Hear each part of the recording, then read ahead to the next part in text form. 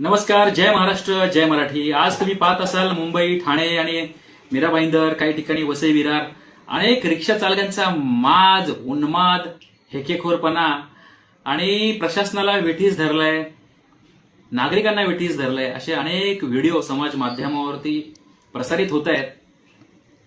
मुळात हे कोण लोक आहेत? ही ती लोक आहेत जी राजकारणी लोकांची ही मतदार आहेत. या राजकारणी लोकांना यांची मतं हवी आहेत म्हणून यांना बेकायदेशीररित्या या महाराष्ट्रात वाढवलंय.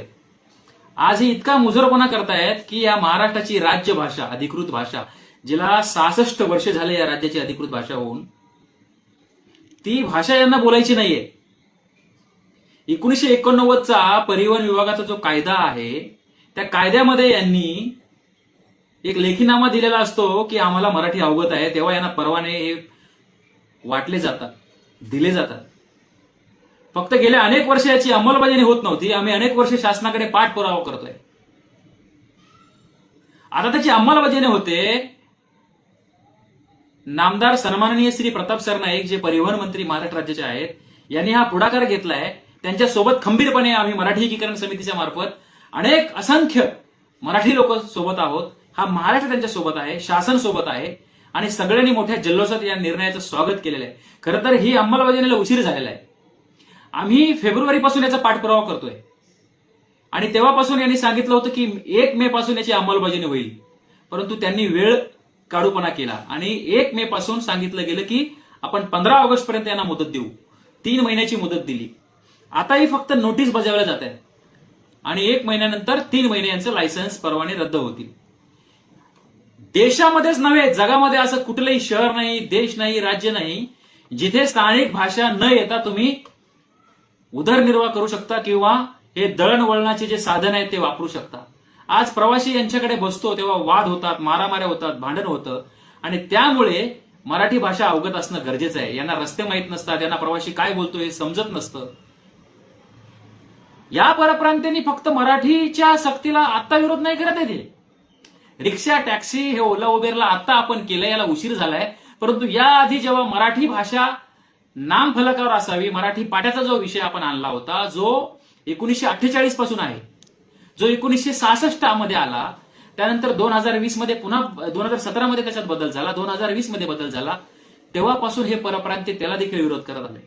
या परप्रांत्याने मराठीची सक्तीला शाळेमध्ये विरोध केला. आमच्या मुलांना आम्ही मराठी शिकवणार नाही. हे परप्रांतीय आता रिक्षा, टॅक्सी चालकांना मराठी आली पाहिजे याला विरोध करतायत. मुळात तुम्ही ज्या वेळेस या महाराष्ट्र राज्यामध्ये येता तेव्हा मला माहिती नव्हतं का की हे मराठी भाषिक राज्य आहे. या मुंबईसाठी, संयुक्त महाराष्ट्राच्या लढ्यासाठी 107 लोकांनी छातीवरती गोळ्या झेललेल्या आहेत, त्यांचं रक्त सांडलंय. तेव्हा ही मुंबई एक भाषिक मराठी राज्यामध्ये स्थापन झाली. संयुक्त महाराष्ट्राचा लढा या परप्रांताने कधीतरी वाचावा.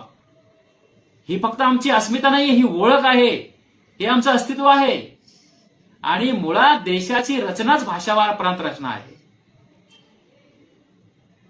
उत्तर भारतातले नेते आणि उत्तर भारतातून इथे येऊन स्थायिक झालेले आमच्याच काही राजकीय पक्षांनी यांना मोठे केलेले आज हे मराठीच्या विरोधात बोलतायत.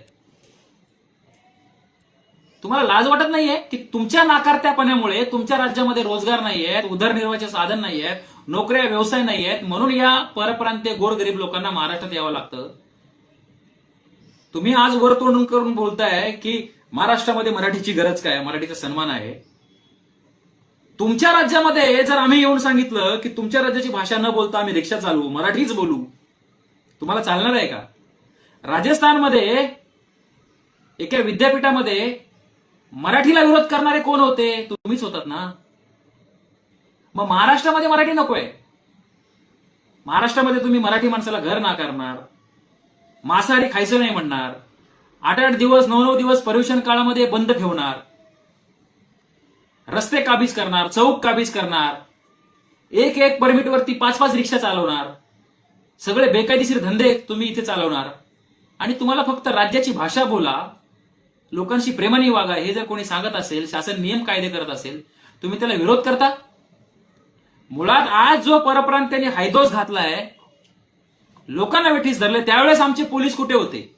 हे पोलीस मराठी मोर्चाच्या वेळेस आम्हाला किती त्रास दिला, मराठी महापौराच्या वेळेस आंदोलनात किती त्रास दिला, हिंदी सक्ती ज्यावेळेस इथे मराठी मुलांवरती शाळेमध्ये लादली जात होती तेव्हा आम्ही आंदोलन केलं, तेव्हा या पोलिसांनी किती त्रास दिला.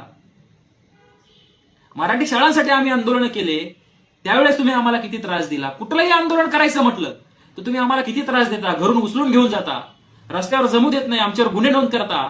या मराठी महापौराच्या मोर्चासाठी आमच्यावरती गुन्हे नोंदवलेत ना तुम्ही. आज किती लोकांवर गुन्हे नोंदवले. कुठे होतात तुम्ही दिवसभर, प्रशासन कुठे आहे. आज तुमच्या काट्या बाहेर का नाही निघाल्या, आज तुमच्या गाड्या बाहेर का नाही निघाल्या, असा प्रश्न मराठी एकीकरण समिती तुम्हाला विचारते. महाराष्ट्रामध्ये जर परप्रांतीयांनी हायदोस घालायचा प्रयत्न केला तर आम्हीही गप्प बसणार नाही. शासनाने यांच्या ताबडतोब मुसक्या आवळाव्या, अन्यथा 2 दिवसानंतर मराठी माणसाची ताकद रस्त्यावर तुम्हाला दिसल्याशिवाय राहणार नाही.